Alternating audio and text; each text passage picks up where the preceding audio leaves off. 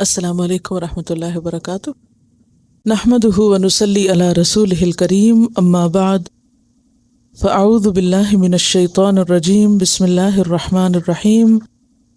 رب اشرح لی صدری ویسر لی امری واحلل عقدۃ من لسانی یفقہوا قولی۔ قل اانبئکم، ان سے کہیے کہ کیا میں بتاؤں تم کو، سننا چاہتے ہو تم، بخیر من ذالکم، اس سے بہتر چیز کے بارے میں خبر دی جائے تم کو۔ آپ سے سوال کیا گیا ہے اانبئکم بخیر من ذالکم، اس سے بہتر، یہ جتنی اٹریکشنز ہیں اس سے بہتر چیز چاہیے۔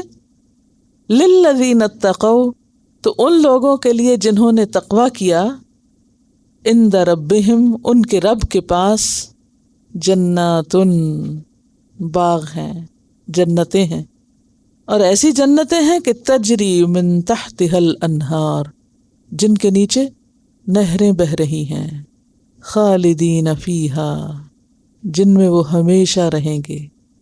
یہ دنیا کی چیزیں تو ناپائیدار ہیں۔ وازواج مطہرہ، اور پاکیزہ بیویاں، اور سب سے بڑھ کر ورضوان من اللہ، اللہ کی رضامندی۔ واللہ بصیر بالعباد، اور اللہ اپنے بندوں کو خوب دیکھنے والا ہے۔ اب آپ دیکھیے، ایک طرف کتنی چیزوں کے نام ہیں، نساء، بنین، قناطیر المقنطرہ، ذہب، فضہ، خیل المسومہ، انعام، حرث، 7-8 چیزیں ہیں ایک طرف۔ دوسری طرف صرف 3 چیزیں ہیں، لیکن کوالٹی وائز وہ ان سے کہیں زیادہ اچھی ہیں۔ 3 کیا ہیں؟ جنات، ازواج اور رضوان۔ اب اس میں گھوڑے وغیرہ اور باقی چیزیں نہیں چنی گئی، سونے چاندی کا ذکر نہیں ہے۔ سب سے پہلے تو جنتوں کا ذکر ہے، اور جنت کیا جگہ ہے؟ وَلَكُمْ فِيهَا مَا تَشْتَهِي أَنفُسُكُمْ، اس جنت میں تمہارے لیے وہ سب کچھ ہے جس کی تمہارے دل خواہش کریں گے۔ لہٰذا اس میں یہ سونے چاندی وغیرہ سب خود ہی آ جاتے ہیں، الگ الگ ذکر نہیں کیا گیا۔ لیکن ازواج کا ذکر الگ کیا گیا ہے، تو اس سے کیا پتہ چلتا ہے؟ آپ کی اہمیت کا پتہ چلتا ہے۔ اگرچہ پیچھے سب کے ساتھ ذکر کیا گیا نساء کا، لیکن یہاں پر الگ ذکر کیا گیا ازواج کا، کہ ساری نساء میں سے پھر جو مطہرہ ہوں گی ان کو خاص مقام اور اہمیت حاصل ہے جنت میں۔ اور مطہرہ کا پہلے پارے میں آپ پڑھ چکے ہیں، پاک دامن، پاک سیرت، پاک بدن، سب چیزیں، سب طرح کی طہارت اس میں آ جاتی۔ ازواج مطہرہ، اور اس سے بھی آگے ورضوان من اللہ، اللہ کی رضامندی۔ اب دیکھیے کہ جنت بذات خود اچھی چیز ہے، لیکن اس میں اچھی بیوی سب سے اچھی چیز ہے، اور پھر اس سے آگے ایک اور اچھی چیز ہے، اور وہ کیا ہے؟ اللہ کی رضا۔ دنیا میں بھی ہمیں الٹیمیٹلی اسی چیز کی طرف بڑھنا ہے، اور اسی کے لیے اسٹرگل کرنا اور کوشش کرنا ہے، رضوان اللہ کے لیے۔ اور آخرت میں بھی آخری چیز جو انسان کو ملے گی وہ کیا ہے؟ الٹیمیٹ گول رضوان اللہ ہے، پیک پہ ہے سب سے۔ اب آپ دیکھیں کچھ چیزیں جو دنیا میں بکھری ہوئی ہیں نا، وہ جو پچھلی آیت میں ساری دنیا کے مال ہیں، نیچے نیچے نیچے نیچے، پھر آپ اوپر اٹھے جنت تک، وہاں باغ ہیں، اعلیٰ ترین جنت، اور پھر اس میں ازواج ہیں۔ اب انسان کہتا ہے بس میری تو سب خواہشات پوری ہو گئی، ہر طرح کے سامان بھی ہیں اور ازواج بھی۔ اب اس سے آگے اللہ کی رضامندی، جیسے سورۃ التوبہ میں بھی آتا ہے، وعد اللہ المؤمنین والمؤمنات جنات تجری من تحتها الانہار خالدین فیہا ومساکن طیبۃ فی جنات عدن۔ حدیث میں بھی آتا ہے جب اہل جنت جنت میں چلے جائیں گے تو اللہ تعالیٰ ان سے فرمائے گا، اے اہل جنت، جنتی جواب دیں گے، لبیک ربنا وسعدیک والخیر فی یدیک۔ مطلب کیا ہے؟ اے ہمارے رب، حاضر ہیں جی، وسعدیک، خوشی سے تیرے پاس حاضر ہیں، والخیر فی یدیک، اور خیر تیرے دونوں ہاتھوں میں، ساری خیر اور بھلائی تیرے ہی پاس ہے۔ تو اللہ تعالیٰ فرمائے گا، کیا میں اس سے بڑھ کر کوئی چیز تم کو دوں؟ یعنی اتنے خوش ہوں گے ہر چیز پا کے، تو اللہ تعالیٰ پوچھے کہ اس سے زیادہ کچھ دوں؟ وہ عرض کریں گے، اے ہمارے رب، اس سے بڑھ کر کیا چیز ہوگی؟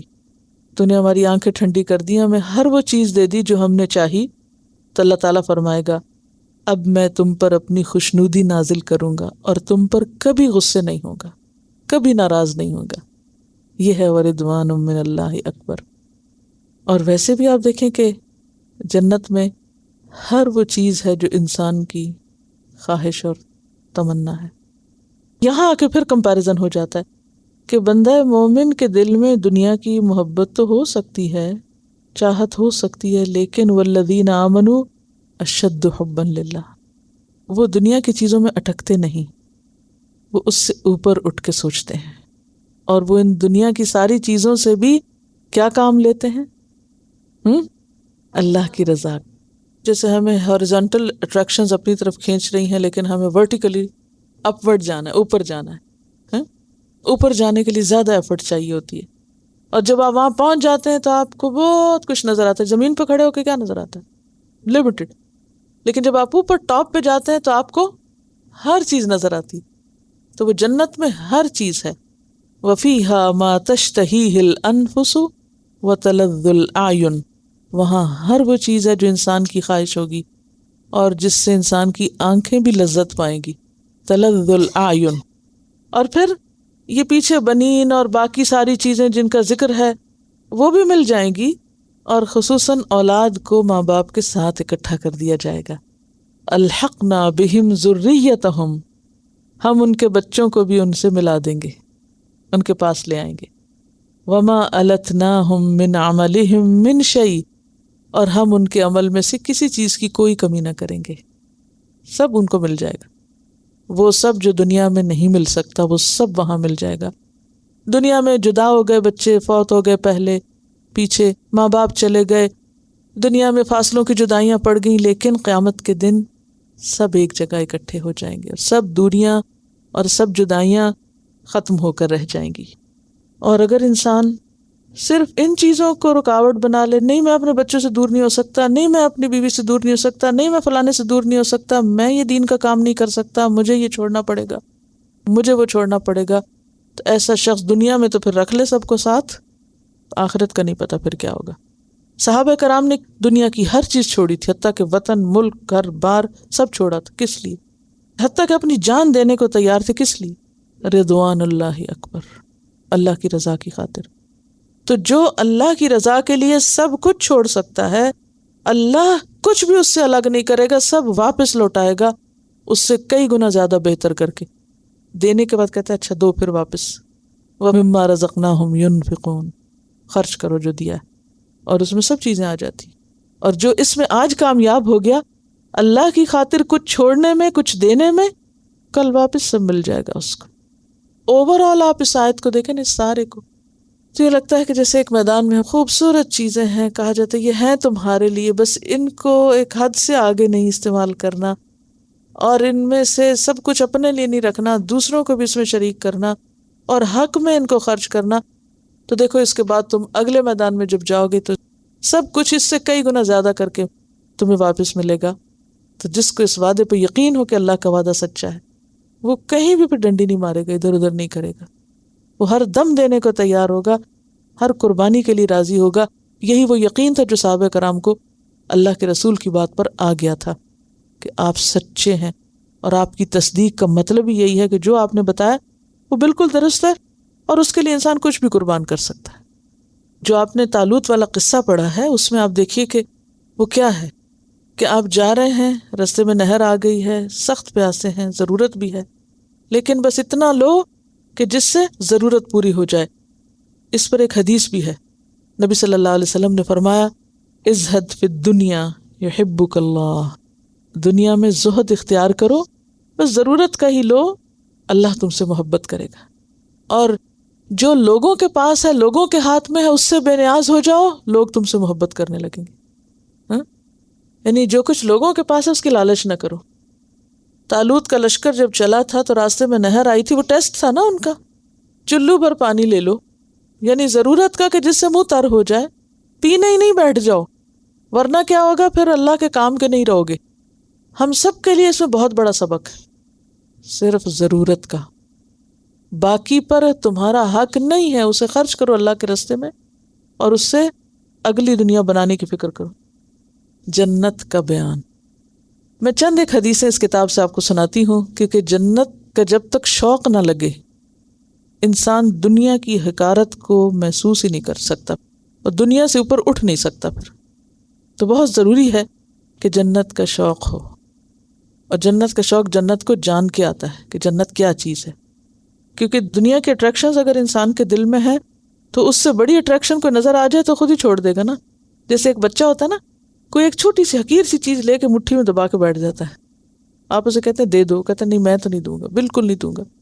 اچھا اب آپ لینے کا طریقہ کیا کرتے ہیں؟ اچھی سی چیز دکھاتے ہیں تو وہ کیا کرتا ہے؟ خود ہی چھڑتا ہے، پھینک دیتا ہے.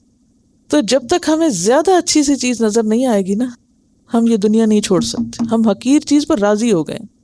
دنیا دنی، دنی حقیر کو کہتے ہیں. دنیا دنی کے فائدوں کے اوپر مر رہے ہیں، چھوٹی چھوٹی چیزوں کے پیچھے اتنا وقت ضائع کر دیتے ہیں، اور ان کے پیچھے ہم قیمتی زندگی اور قیمتی مقاصد قربان کیے رکھتے ہیں. کیوں؟ اس سے بڑی چیز نہیں دیکھی، یہ یقین نہیں اس کا.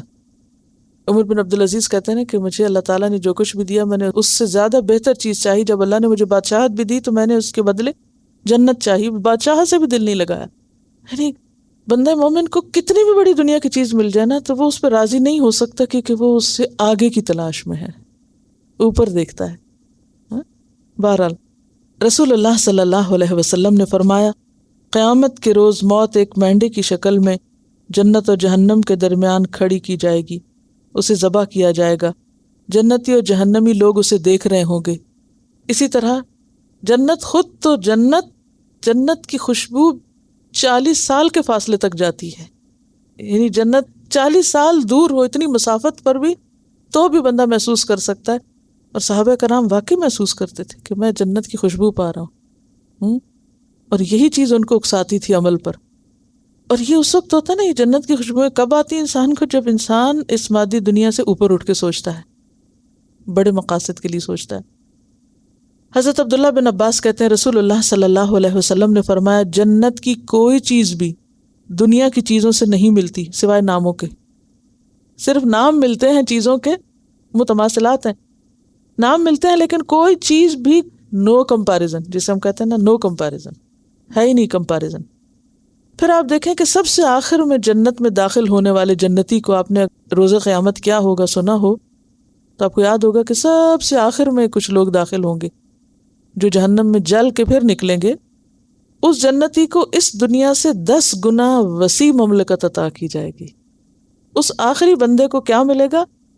اس دنیا سے 10 گنا زیادہ وسیع مملکت عطا کی جائے گی.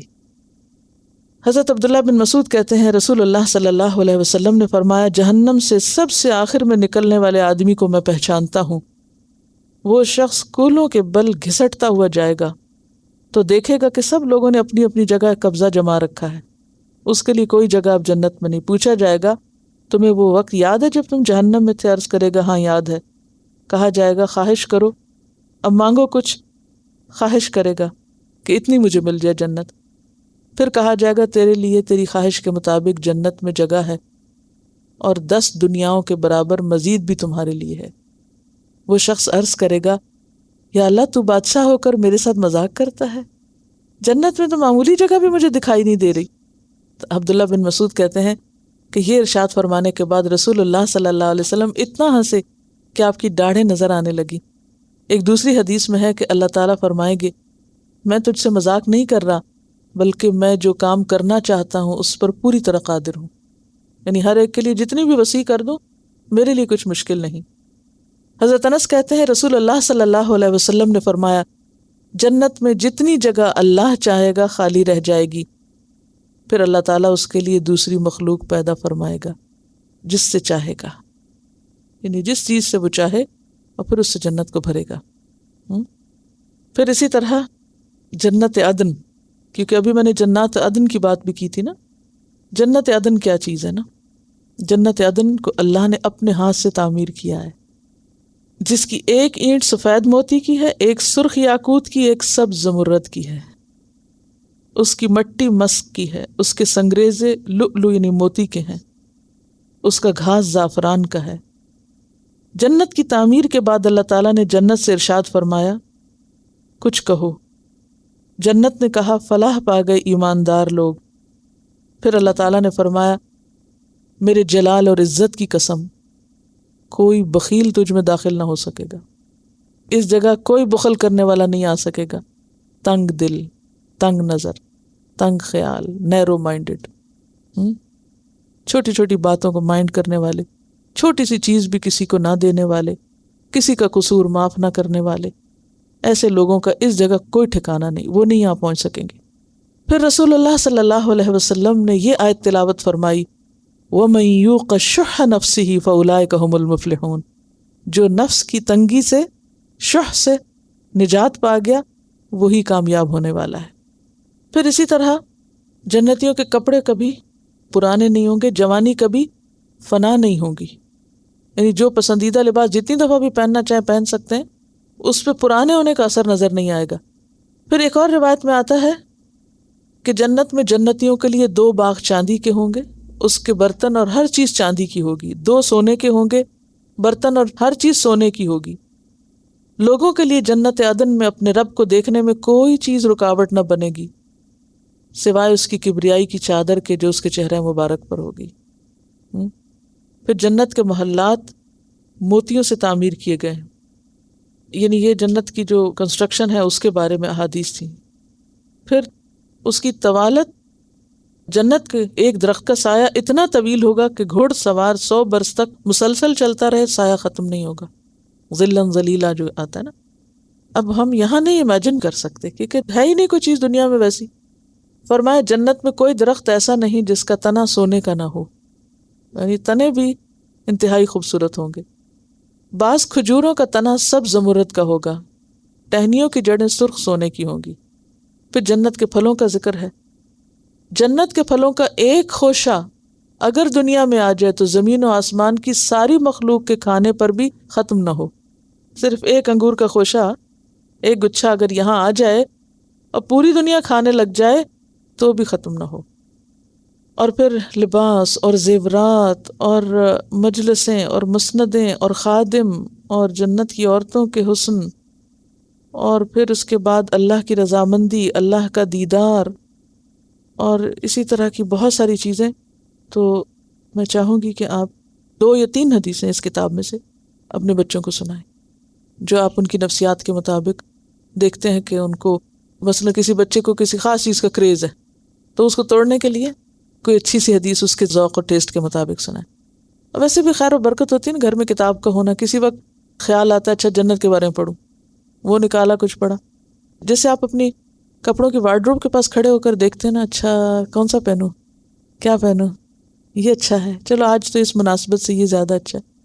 تو اسی طرح آپ اپنی بک شیلف کے پاس بھی کھڑے ہوا کریں، دوستی کریں کتابوں سے، ان کی زیارت کیا کریں، ان کی ملاقات کو جایا کریں، اور نکال کے، ضروری نہیں کہ پوری کتاب پڑھیں، کچھ بھی کھول کے کھڑے ہو جایا کریں، اچھی کیا لکھا ہوا ہے، کوئی ایک بات آپ کو اچھی اللہ تعالیٰ آپ کی ضرورت کی آپ کو پڑھوا دے گا، سنوا دے گا۔ تو اللہ تعالیٰ کیا فرماتے ہیں، قُلْ أَأُنَبِّئُكُمْ بِخَيْرٍ مِّن ذَلِكُمْ لِلَّذِينَ اتَّقَوْا۔ تقویٰ کا کیا معنی تھا؟ بچنا، جو ان چیزوں کے بیچ میں رہتے ہوئے ان سے بچتے رہے، اس کے اندر رہ کے ان سے بچتے رہے اور اپنے رب سے ڈرتے رہے، ان کے لیے اپنے رب کے پاس باغ ہیں جن کے نیچے نہریں بہتی ہیں، جن میں وہ ہمیشہ رہیں گے، اور پاکیزہ بیویاں، پاکیزہ ساتھی، کوئی کسی کی غیبت نہیں، بدگمانی نہیں، کسی کے خلاف کوئی سازش نہیں، کچھ نہیں، اچھی گفتگو، ورضوان من اللہ، اور سب سے بڑھ کے اللہ کی رضا، حقیقی سکھ اور سکون کا باعث، واللہ بصیر بالعباد، اور اللہ اپنے بندوں کو دیکھ رہا ہے۔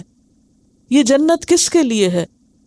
الذین یقولون ربنا اننا آمنا، یہ ان کے لیے ہے جو یہ کہتے ہیں رب ہم مان گئے، ہم نے یقین کر لیا، کیونکہ ہمیں یقین ہی نہیں ہے جنت کا، اسی لیے تو پھر ہم اس کے لیے کوشش نہیں کرتے۔ دنیا کی چیزیں سامنے ہیں نا، ان کا ہمیں یقین ہے کہ اگر ہم یہ اتنے پیسے کمائیں گے تو یہ خرید لائیں گے، تو وہ پھر کمانے لگ جاتے ہیں۔ اس کا یقین نہیں تو پھر کرتے بھی کچھ نہیں۔ لہٰذا پہلی خصوصیت ان لوگوں کی کیا بتائی گئی؟ جو ماننے والے ہیں، ایمان رکھتے ہیں، اعتماد رکھتے ہیں، بھروسہ کرتے ہیں، فاغفر لنا ذنوبنا، اور جن کی اپنے گناہوں پہ نظر رہتی ہے، ہمارے قصور معاف کر دے، ہمیں ڈھانپ دے، وقنا عذاب النار، اور ہمیں آگ کے عذاب سے بچا لے۔ تو گویا جنت ہے ایمان والوں کے لیے اور ایمان کے تقاضے پورے کرنے والوں کے لیے. ایمان کے تقاضے: الصابرین، صبر کرنے والے، والصادقین، سچے، سچ بولنے والے، والقانتین، اطاعت کرنے والے، عاجزی کرنے والے اپنے رب کے لیے، والمنفقین، اور خرچ کرنے والے، والمستغفرین بالاسحار، یہ سارے کام کر کے بھی سحری کے وقت توبہ توبہ کرنے والے، استغفار کرنے والے. جنت ان کے لیے ہے. اب آپ دیکھیں اس آیت کو آپ پھر پہلی والی آیت سے ملائیں. دنیا میں طرح طرح کی زینتیں، اٹریکشن، ایک کھینچ رہا ہے، ادھر رب کی اطاعت آپ کو کھینچ رہی. اب آپ جب تک صبر نہیں کریں گے نا، آپ ان چیزوں سے بچ کے دوسری طرف نہیں جا سکتے. تو ان چیزوں سے رکنا اور ایک لمٹ کے اندر رہنا، یہ کیا ہے؟ صبر. یعنی یہاں صبر کا معنی آپ کسی کے مرنے پہ غم کرنے والی بات ہی نہیں لیں گے، اگرچہ وہ بھی اس میں آئے گی. کیوں؟ عموماً یا تو لوگوں کا حال کیا ہوتا ہے کہ ان چیزوں کے پیچھے بھاگتے بھاگتے زندگی گزار دیتے ہیں، یا پھر ان میں سے کچھ کھو جائے، کچھ فوت ہو جائے، کچھ ٹوٹ جائے تو اس کے غم میں زندگی گزار دیتے ہیں. یعنی یا ایک ایکسٹریم پہ یا دوسری پہ، یا تو ان چیزوں کی محبت ان کو دوڑائے ہوئے ہے، یا ان چیزوں کا گم ہونا یا ٹوٹنا اور ختم ہونا ان کو پریشان کیے ہوئے. بس یہی دو حال ہیں دنیا میں، یا آپے سے باہر خوش ہوتے ہیں یا پھر روتے ہیں. That's it. لیکن بندہ مومن معتدل ہوتا ہے، صابر ہوتا ہے. کچھ مل جائے تو آپے سے باہر نہیں ہوتا. صبر جو ہے یہ صرف کسی چیز کے جانے پر نہیں، بلکہ پا کر کوئی غرور نہیں، کوئی آپے سے باہر نہیں، کوئی شوخی نہیں، کچھ نہیں، بلکہ اپنی حدود کے اندر رہتے ہیں، یعنی آؤٹ نہیں ہوتے. اور اگر کوئی چیز چلی جائے تو بھی حواس نہیں کھو دیتے. الصابرین. اور ویسے بھی دیکھیں صبر تو ہر چیز میں، اطاعت میں بھی صبر ہے، نافرمانی سے بچنے میں بھی صبر ہے. والصادقین، جو سچے ہیں، اپنے ساتھ سچے ہیں، یعنی جو عہد کرتے ہیں وہ درست کرتے ہیں، یعنی اپنے ساتھ ان کی کمٹمنٹس ہیں. بندوں کے ساتھ معاملات میں کھرے ہیں، سچے ہیں. اللہ کے ساتھ سچے ہیں. کیا معنی ہوتا ہے اللہ کے ساتھ سچے ہونے کا؟ یعنی جو اللہ نے کہا ہے اس کو مانتے ہیں. وہ صرف یہ نہیں کہتے اوپر سے کہیں لبیک اور اندر سے کچھ اور.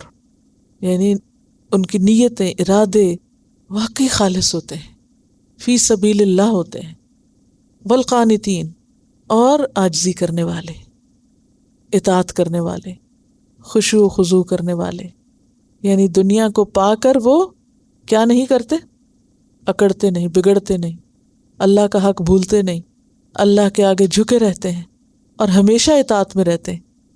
اچھا ہمارا حال کیا ہوتا ہے؟ شادی کا موقع ہے، نمازیں بھول گئے، بچہ پیدا ہوا، پھر کوئی کام چھوڑ بیٹھے، دین کا رستہ چھوڑ بیٹھے، کوئی بزنس، کوئی جاب آ گئی، پھر اپنی ذمہ داری بھول گئے. ہر چیز تو ہمیں اللہ ہی کے راہ سے ہٹانے والی بن جاتی ہے. تو یہ چیز جو ہے یہ قانتین کے خلاف ہے. اس میں دوام ہے، ہمیشگی ہے، یعنی کنٹینیوٹی ہے، استقامت ہے.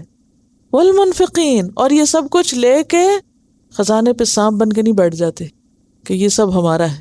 اس میں وہ دوسروں کو بھی شریک کرتے ہیں. خرچ کرنے والے، اور یہ سارے کام کر کے، صبر کر کے، سچے ہو کر، قنوت اختیار کر کے، خرچ کر کے، پھر بھی ڈرتے ہیں اور اس لیے استغفار کرتے ہیں. غفرانک. اب آپ دیکھیے دوسری دفعہ مغفرت کی بات ہو رہی ہے، ہاں پیچھے بھی فاغفر لنا ذنوبنا. تو بندہ مومن کے پاس آخری چیز کیا رہ جاتی ہے؟ استغفار. یا رب معاف کر دے. غفرانک حتتن. حق تو یہ کہ حق ادا نہ ہوا. کچھ بھی کر لیں یہ نہیں سوچتے کہ بہت کر لیا، یہی سوچتے ہیں کیا رہ گیا، کیا نہیں ہو سکا. اور آگے وہی شخص بڑھ سکتا ہے جو یہی سوچا کرے کیا نہیں کر سکا. یہ نہیں سوچے کہ کیا کر لیا، کیا سوچے کیا نہیں ہوا. شہد اللہ انہ لا الہ الا ہوا. اللہ نے بیان کر دیا، آگاہ کر دیا. کس بات کو؟ انہ لا الہ الا ہو. اس بات کو کہ اس کے سوا کوئی الہ نہیں، نمبر 1. اور اس بات کو کہ قائم بالقسط، قائم ہے انصاف پر، یعنی عدل و انصاف کا قائم رکھنے والا ہے۔ قسط کا کیا معنی ہوتا ہے؟ عدل۔ والملائکہ، اور فرشتے بھی گواہ ہیں، وَأُولُو العلم، اور علم والے بھی یہی گواہی دیتے ہیں۔ کس بات کی؟ کہ اللہ ایک ہے، توحید پر قائم ہے۔ گویا انسان کی نجات کا راستہ کیا ہے؟ ان دنیا کے اٹریکشن سے انسان صرف اس وقت اٹھ سکتا ہے جب اس کے دل میں توحید خالص راسخ ہوتی ہے، ایک اللہ، سب کچھ وہی ہے میرا۔ تب اس کی زندگی میں کیا آتا ہے؟ عدل، قائما بالقسط۔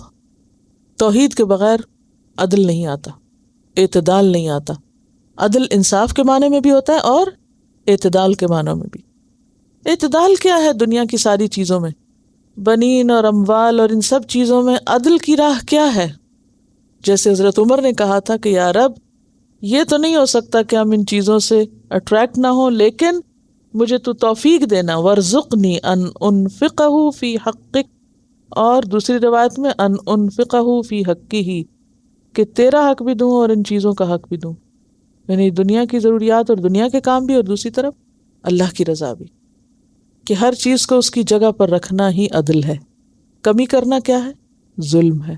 زیادتی کرنا کیا ہے؟ غلو ہے، اسراف ہے۔ اب اگر دیکھیں تو ہمارا دین ہے ہی عدل پر قائم، عقائد میں عدل، عبادات میں اعتدال، آداب، اعمال، ہر چیز میں۔ وَإِذَا حَكَمْتُمْ بَيْنَ النَّاسِ أَن تَحْكُمُوا بِالْعَدْلِ، سورۃ النساء میں آتا ہے، لوگوں کے درمیان بھی فیصلہ کرو تو عدل کے ساتھ۔ گویا دوسرے لفظوں میں کائنات کا خدا کیا پسند کرتا ہے؟ عدل پسند کرتا ہے۔ اس نے ساری کائنات کو عدل پر پیدا کیا ہے، ہر چیز عدل پر قائم ہے۔ کیسے؟ اس کو آپ چھوٹی سی مثال سے بھی سمجھیے کہ کوئی چھوٹی سی چیز بھی کھڑی نہیں ہو سکتی بیلنس کے بغیر۔ قائم ہم بالقسط ہے نا، چھوٹی سے چھوٹی چیز اگر اس کا بیلنس خراب ہے تو وہ اسٹریٹ کھڑی نہیں ہو سکتی۔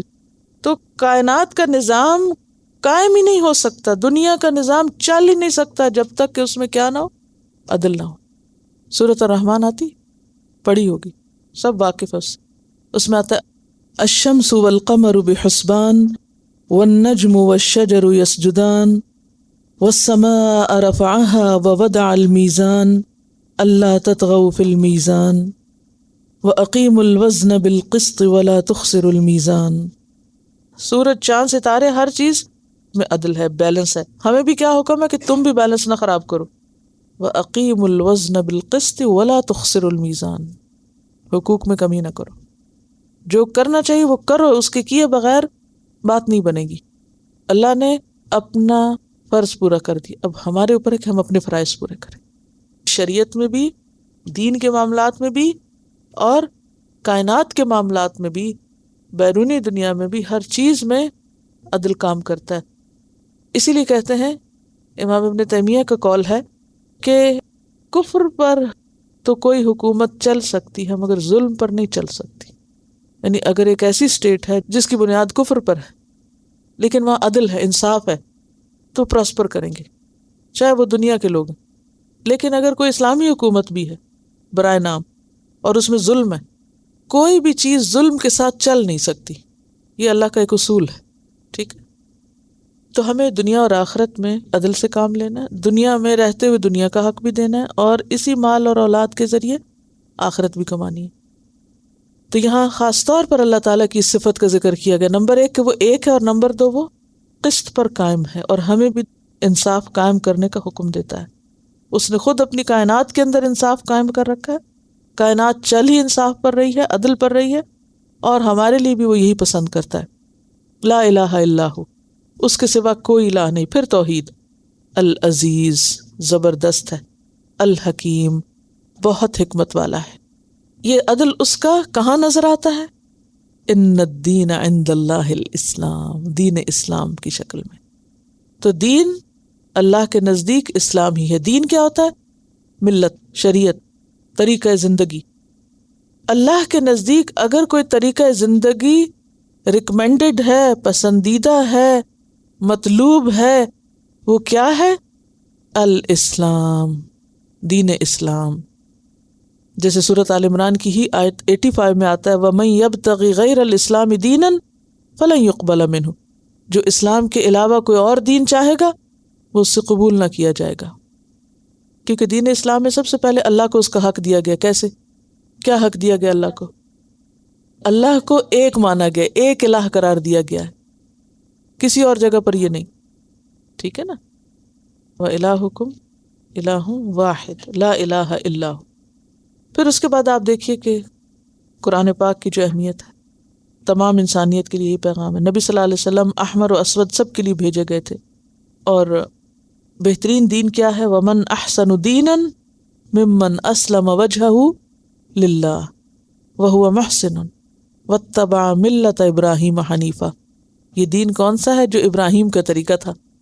حالانکہ یہ تو سارے انبیاء کا طریقہ تھا، سارے انبیاء اسی دین پر رہے، سب کا دین ایک تھا جیسے حدیث میں بھی آتا ہے، لیکن ابراہیم کا طریقہ بار بار کیوں اس کو کہا جاتا ہے؟ ایک تو یکسو تھے، دوسرا یہ کہ انہوں نے قربانی کی سطح پر اس دین کو اختیار کیا تھا، اس کی خاطر آگ میں گرنا پسند کر لیا، اسی توحید کی خاطر، اس کی خاطر ملک چھوڑا، ماں باپ چھوڑے، بیٹے کو ذبح کرنے کا حکم ملا تو اس سے بھی نہیں کترا، ہر طرح کی آزمائشوں سے گزرے۔ اس لیے دین کون سا دین؟ قربانی والا دین، جو ابراہیم والا دین ہے۔ کوئی کہہ سکتا ہے کہ وہ دین اختیار کرو، میرا آپ کا کوئی نام لے کے کہ فلاں جیسا دین؟ نہیں، ابراہیم والا دین۔ اچھا، انسانوں کی کمزوری ہوتی ہے نا، اپنے دور کے لوگوں کو آئیڈیلائز کرنے لگتے ہیں، دیندار ہے تو وہ فلاں اس جیسا بنو۔ نہیں، اللہ تعالیٰ نے کس کو ہمارے لیے معیار بنایا؟ ابراہیم کے طریقے، ابراہیم کا اسوہ۔ کیا ہے ابراہیم کا اسوہ؟ یکسو دین، توحید والا دین اور قربانی والا دین۔ واتبع ملت ابراہیم حنیفا۔ لیکن وما اختلف الذین اوتوا الکتاب، اوتوا الکتاب یعنی اہل کتاب نے کیا کیا؟ اختلاف کیا، اس دین میں تفرقہ بازی کی۔ الا من بعد ما جاءہم العلم، ایسا نہیں کہ جہالت تھی، پتہ نہیں تھا، علم آنے کے بعد تفرقہ بازی کی۔ کیوں؟ بغیم بینہم، آپس میں ضد کی وجہ سے ایک دوسرے سے ٹکرا گئے۔ موسیٰ علیہ السلام کی وفات کے بعد یہود آپس میں ایک دوسرے سے ٹکرائے، نتیجہ کیا ہوا؟ یاد ہوگا پہلے پارے میں سورۃ البقرہ کی تفسیر میں بنی اسرائیل کے واقعات میں آپ کو بتایا گیا تھا کیا انجام ہوا تھا۔ پھر بخت نصر کے ہاتھوں اور مختلف ادوار میں کس کس طرح پھر ان کے اوپر شامت آئی۔ تو بغیم بینہم، بغی کی کیا وجہ؟ حسد، ضد، دنیا کی اتھارٹی اور دنیاوی اعتبار سے بڑا بننے کی خواہش، نام بنانے کی خواہش، میں بڑا ہوں، اہمیت کی طلب۔ ومن یکفر بآیات اللہ، یعنی بغی کیا ہوتا ہے؟ ضد۔ ضد کب ہوتی ہے؟ جب ہر شخص اپنی طرف چیز کھینچتا ہے کہ میں بڑا ہوں، مجھے اہم مانا جائے، میری بات چلے۔ دیکھیے کہ دین میں ہر دور میں کچھ نہ کچھ اس کی انٹرپریٹیشن میں اختلاف رہا ہے نا، یا نہیں؟ ایک شخص ایک چیز کو ایک طرح سمجھتا ہے، دوسرا دوسری طرح سمجھتا ہے۔ صحابہ کرام میں بھی آپ دیکھیں، چھوٹی چھوٹی جو دین کی جزیات تھیں یا جو اس کی پریکٹیکل امپلیمنٹیشن تھی، اس میں فرق رہا ہے تھوڑا بہت۔ حضرت عمر رضی اللہ تعالیٰ عنہ کا طرز عمل حضرت ابوبکر کے طرز عمل سے فرق رہا ہے نا۔ ایک جنگ میں ایک کچھ لے کے جا رہا ہے، دوسرا کچھ لے کے جا رہا ہے، فرق ہے نا، شخصیتوں کا فرق ہے۔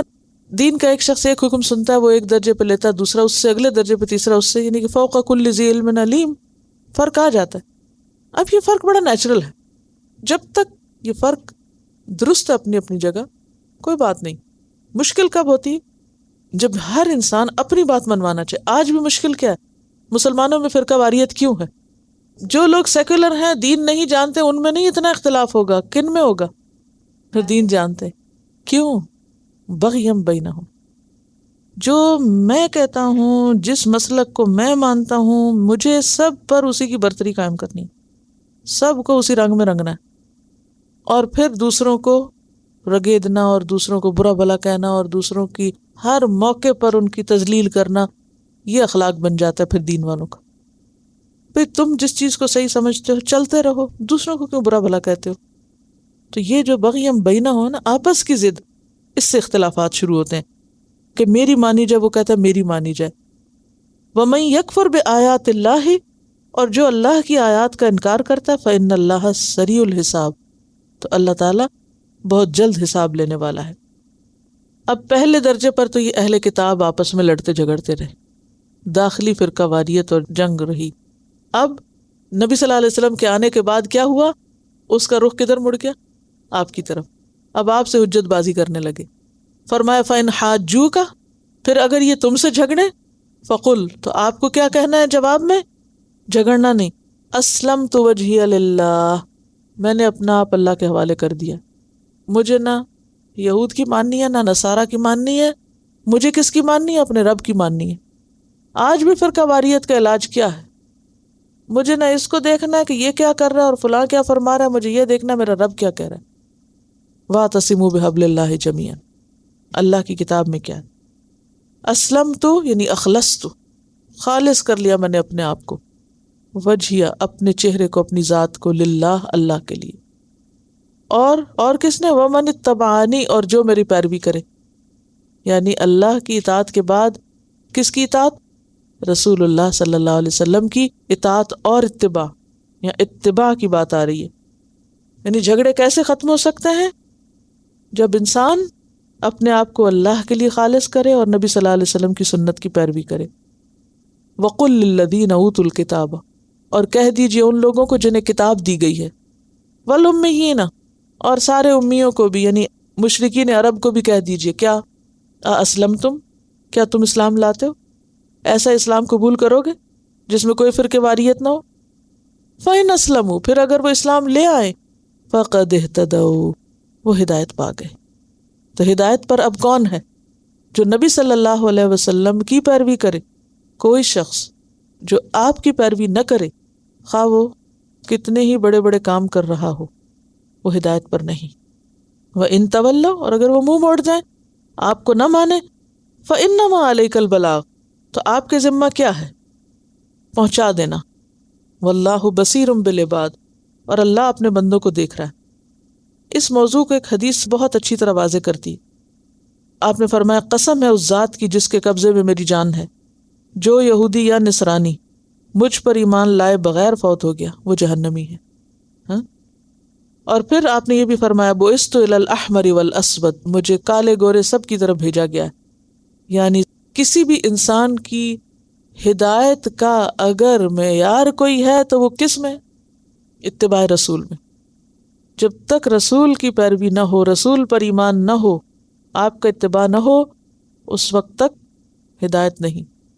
اور یہ ان لوگوں کے لیے بھی سبق ہے اس میں جو کہتے ہیں صرف قرآن کافی ہے. وَإِن تَوَلَّوْا، اور اگر وہ منہ موڑ جائیں، فَإِنَّمَا عَلَيْكَ الْبَلَاغُ، تو آپ کے ذمے بس بات پہنچانی. جیسے قرآن پاک میں ایک اور جگہ آتا ہے نا، لَيْسَ عَلَيْكَ هُدَاهُمْ، ان کی ہدایت آپ کی ذمہ داری نہیں ہے. کہ ہدایت تو اللہ دیتا ہے، آپ کا کام کیا ہے؟ میسج پہنچا دو، بات پہنچا دو، دعوت دے دو، حق بتا دو. نہیں مانے وہ ذمہ دار ہیں، تم چھٹ گئے. اور اگر تم نے پہنچایا نہیں پھر تمہاری پوچھ.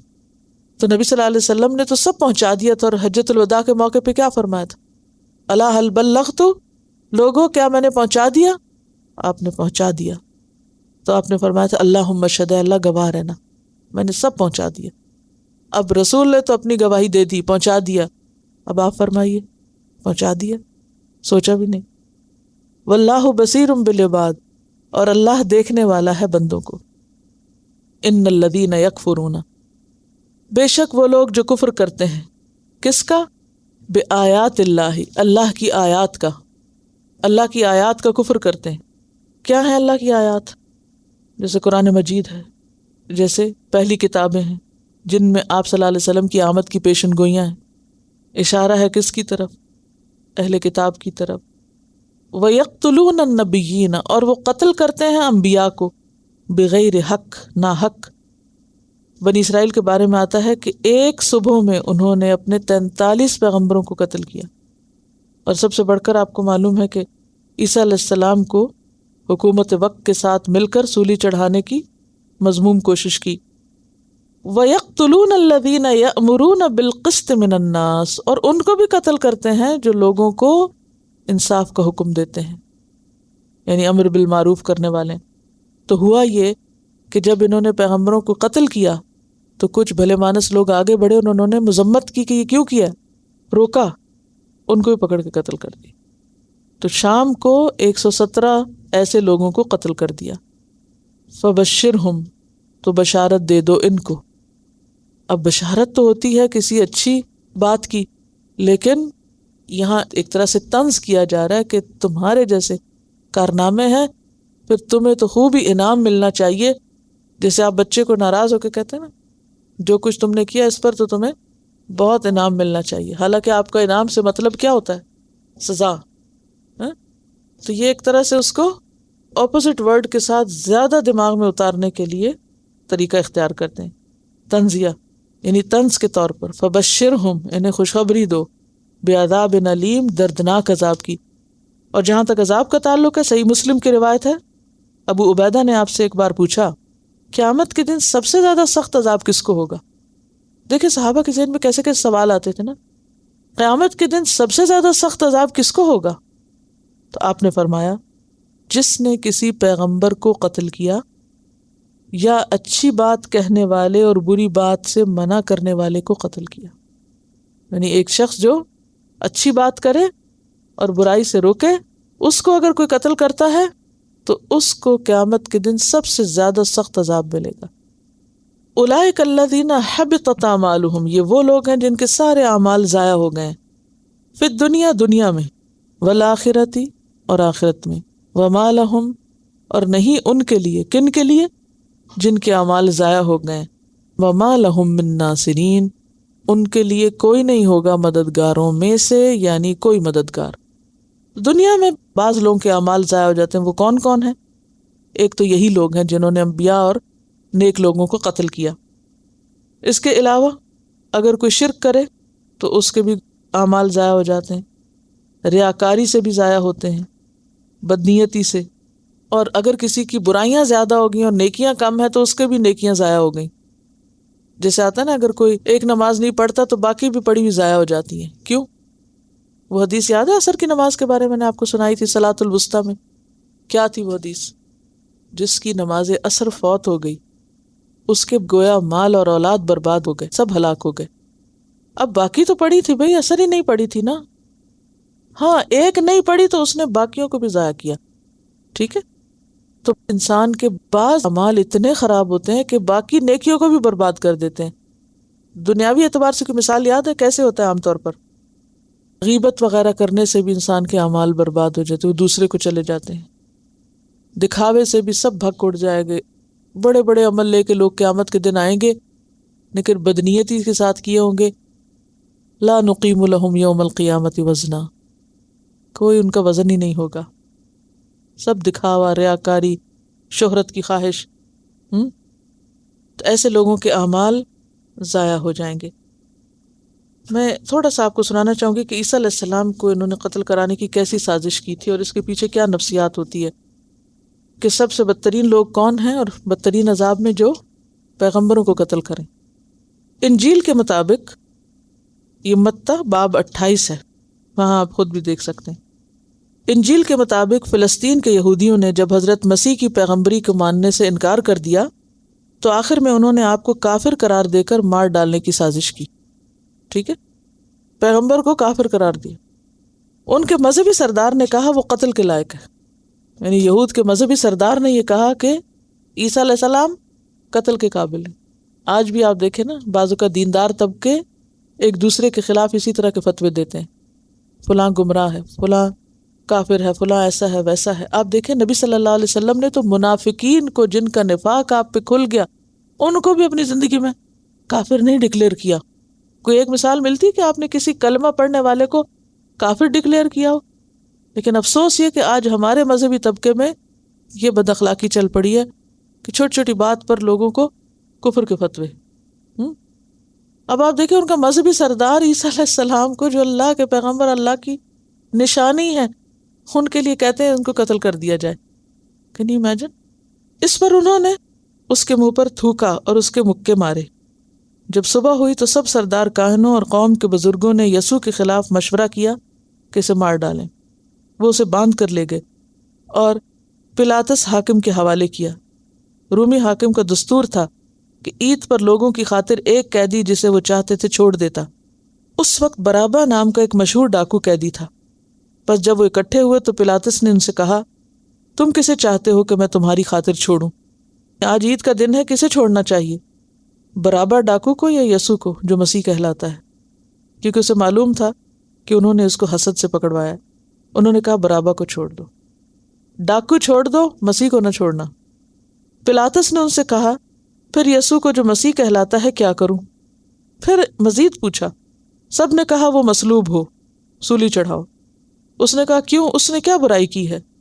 مگر وہ اور بھی چلا چلا کے کہنے لگے وہ مصلوب ہو، مصلوب ہو، یعنی صلیب پہ چڑھے. جب پلاطس نے دیکھا کہ کچھ بن نہیں پڑتا، یعنی بادشاہ نہیں ماروانا چاہتا تھا بلکہ الٹا بلوا ہوا جاتا ہے، یعنی یہ لوگ تو سر چڑھ رہے ہیں، تو پانی لے کر ان لوگوں کے روبرو اپنے ہاتھ دھوئے. کہا میں اس راست باز کے خون سے بری ہوں، تم جانو. سب لوگوں نے جواب میں کہا اس کا خون ہماری اور ہماری اولاد کی گردن پر. اس پر اس نے برابا کو ان کی خاطر چھوڑ دیا اور یسوع کو کوڑے لگوا کر حوالے کیا کہ مصلوب ہو. اس پر حاکم کے سپاہیوں نے یسوع کو قلعے میں لے جا کر ساری پلٹن اس کے گرد جمع کی، اس کے کپڑے اتار کر اسے قرمزی چوغا پہنایا، کانٹوں کا تاج بنا کر اس کے سر پہ رکھا، سرکنڈا اس کے ہاتھ میں دیا، اس کے آگے گھٹنے ٹیک کر اسے ٹھٹھوں میں اڑانے لگے. اے یہودیوں کے بادشاہ آداب، مذاق کے ساتھ اس پہ تھوکا اور وہی سرکنڈا لے کے اس کے سر پہ مارنے لگے. جب اس کا ٹھٹھا کر چکے تو چوغا کو اس پر سے اتار کر پھر اس کے کپڑے پہنائے اور مصلوب کرنے کو لے گئے. یوں عیسیٰ علیہ السلام کو وہ لے گئے تھے سولی چڑھانے کے لیے. یہ یہود نے کیا تھا. ہاں ایسا کیوں ہوتا ہے؟ دین پڑھنے والے ایسے سنگ دل کب ہوتے ہیں؟ یہ ہے سوال. کہ ایک تو ہوتا ہے نا کہ بھئی کسی کو پتہ نہ ہو، ان کو سب پتہ تھا، لیکن یہ اسی شخص کے خلاف ہو گئے جو اللہ کا پیغام لے کر ان کی اصلاح کرنے آیا تھا. اور اس کے علاوہ انہوں نے حضرت یحییٰ علیہ السلام کو اور زکریا علیہ السلام کو، یسیع نبی کو، یرمیاہ کو، بے شمار کو قتل کیا تھا. انہوں نے کیوں ہوتا تھا یہ؟ جو ان کو ان کی برائی پہ منع کرتا، ان کی جو خرابیاں تھیں ان سے ان کو آگاہ کرتا، وہ اسی کے خلاف ہوتے، نہیں تنقید برداشت نہیں کرتے تھے. قرآن میں کیا ہے؟ وَيَقْتُلُونَ الَّذِينَ يَأْمُرُونَ بِالْقِسْطِ مِنَ النَّاسِ. کس کو قتل کرتے تھے؟ جو لوگوں میں سے لوگوں کو انصاف کا، عدل کا، نیکی کا حکم دیتے تھے. امر بالمعروف اور نہی عن المنکر کرنے والوں کو یہ قتل کر دیتے تھے. یأمرون بالقسط، جو کہتے تھے کہ صحیح بات کرو، قسط پر، انصاف پر قائم ہو، درست بات کرو، حق کو نہ چھپاؤ، جو ان کی برائیوں پر ان کو روکتے تھے. تو بات یہ ہے کہ یہ بات غور سے سنیے، جب لوگوں کے دل میں دین نہ ہو، اندر نہ ہو، صرف لبادے اوڑے میں ہو دین کے، اندر نہ ہو، تو اندر باہر کا فرق ہو جاتا ہے نا. ایک منافقت ہوتی ہے، پھر جو اندر کی خرابی ہوتی ہے وہ کہیں نہ کہیں چھلکتی ہیں، پھر اگر کوئی روکتا ہے تو انسان اسی کا دشمن ہو جاتا ہے. تو انہوں نے خود بھی دین کو مذاق بنایا ہوا تھا، اور جو ان کو روکتا تھا کہ یہ نہ کرو، یہ اس کے بھی پیچھے پڑ جاتے تھے. تو یہ سبب تھا ان کا لوگوں کو قتل کرنے کا. اور پھر سب سے بڑی بات یہ کہ ان کے عقیدے خراب تھے. یہ کہتے تھے لن تمسنا النار الا ایاما معدودہ، ہم جو مرضی کر لیں ہمیں آگ چند دن کے سوا چھوئے گی نہیں، ہمارے بڑے ہیں ہمیں چھڑانے بچانے کے لیے. تو جن کا عقیدہ یہ ہو کہ ہم ہر خرابی کر سکتے ہیں اور ہمیں کوئی پوچھنے والا نہیں، ہمارے لیے سزا ہے ہی نہیں، جیسے آج مسلمانوں نے سمجھ رکھا ہے، ہم سب یہی سوچتے ہیں نا جو مرضی کر لیں، ہم کلمہ پڑھنے والے، ہم تو جنت میں جائیں گے، جنت ہمارے لیے تو بنی ہے اور تو کسی کو جانا نہیں ہوا. تو آپ خود سوچیں کہ جو یہ سمجھے پھر وہ کون سی خرابی نہیں کرے گا. وہ ہر خرابی دل کھول کے کرے گا، معافی تو ہو ہی جانی ہے، بعد میں دیکھا جائے گا. اور دوسری طرف جب ان کی کوئی اصلاح کی کوشش کرے تو وہ اسی کے خلاف ہو جاتے، جو ان کو ان کی غلطی بتائے وہ اس کے دشمن بن جاتے ہیں. ایسے لوگوں کے پھر اعمال دنیا میں بھی اور آخرت میں ضائع ہو جاتے ہیں. ان کی اگر کوئی دکھاوے کی چند نیکیاں ہوں بھی تو قیامت کے دن اس کا بھی ان کو کوئی اجر نہیں ملے گا. اس میں آپ دیکھیے کہ سب سے پہلے دنیا کی زندگی کے اٹریکشنز کی بات ہوئی ہے، پھر اس سے بہتر چیز کی طرف توجہ دلائی گئی، اور پھر اس بہتر چیز کو پانے کی شرائط کا ذکر کیا گیا. اور ان شرائط کو انسان صرف اس وقت پورا کر سکتا ہے جب اس کے دل میں توحید راسخ ہو اور وہ اس بات کی گواہی دینے والوں میں سے ہو، اور دین اسلام پر اس کی یکسوئی ہو، اختلاف کی راہوں کو چھوڑے. اور اگر کوئی شخص اختلاف کی راہ اختیار کرتا ہے تو اس کی وجہ پھر خدا خوفی نہیں ہوتی بلکہ ضد اور عداوت ہوتی ہے، اور وہی چیز اس کو کفر کی طرف لے جاتی ہے، کیونکہ تفرقہ بازی اسے کفر کی طرف لیڈ کرتی ہے. اور اگر لوگ ایسے معاملات میں حجت بازی کرنے پر آئیں تو بھی انسان کو یکسو رہنا چاہیے، اسلمت وجہی للہ، اور پھر اس کے بعد دوسروں کو بھی بتانا ہے، لوگوں کو بتانے کی ذمہ داری پوری ہو جائے تو انسان اللہ پر بھروسہ کرے کہ میرا کام پہنچانا ہے، اگر لوگ نہ بھی مانے تو پھر ان کی ذمہ داری۔ اور پھر ان لوگوں کا ذکر کیا گیا جو حق کی بات کرنے والوں کو قتل کر دیتے ہیں کہ ان کا انجام برا ہوگا۔ عموماً اس کے پیچھے بھی بنیادی وجہ یہی ہوتی ہے کہ انسان خرابیوں کا شکار ہوتا ہے، صرف اندر دنیا کی محبت رچی بسی ہوتی ہے اور ظاہر میں دین کا لبادہ اڑا ہوا ہوتا ہے۔ تو یہ آخری آیت بھی جا لگتی ہے کس کو، زین للناس حب الشہوات۔ ریلیجس طبقے میں خرابی کب آتی ہے؟ جب ان کے دلوں میں دنیا بسی بھی ہوتی ہے اور اوپر سے دین کا لبادہ اوڑھ لیتے ہیں، صرف دکھاوے کو اور صرف نام کو۔ لہٰذا جب کوئی شخص ان کی اصلاح کرنے کے لیے اٹھتا ہے تو وہ اس کے بھی دشمن بن جاتے ہیں۔